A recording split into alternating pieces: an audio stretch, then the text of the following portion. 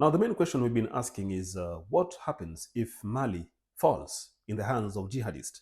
Well, this is one question that many of us have been trying to look into. But again, you realize that if Mali falls today into the hands of these jihadists, what you can be sure of is that the entire Sahel nations will, of course, collapse. This includes the likes of Niger, some call it Niger, and of course also the likes of Burkina Faso, because these are some of the countries that we saw a lot of coups happening in between, some even twice, like Mali itself had two coup d'etats.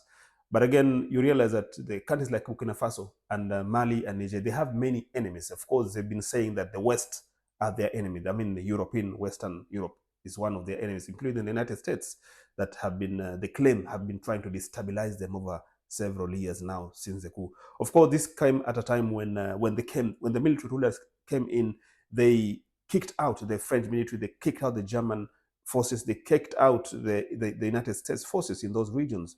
And of course, because of that influence, has really made the position of many of these Western countries to be so weak. And therefore, one very good or one very big fear that most of these countries have is that this influence might spread to other neighboring countries in the West Africa, in which some of these countries have control or have influence. And therefore, it's good to control the likes of Mali.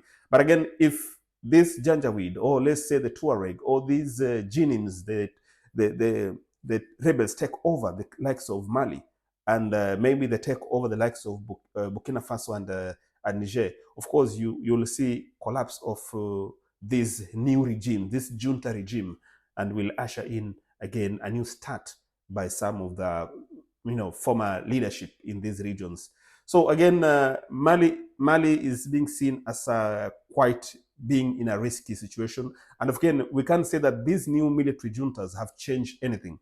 We can't say that they brought new changes, maybe apart from Burkina Faso. But when you look at the likes of Mali with Assimi Goïta, little changes have happened. Of course, you find that the political space has been quite stifled up, whereby the opposition, several of these opposition parties have been dissolved.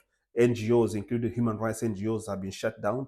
And of course, several opposition leaders have been arrested. Of course, including the media press or media freedom has also been, kind of like cut out from, pushing their influence. And this has happened all along. Of course, we've been seeing the installation of these military leaders also coming into play, whereby some of them have had constitutional change and, of course, brought in their, of course, not just bringing in their leadership, but of course, legalizing or legitimizing their leadership.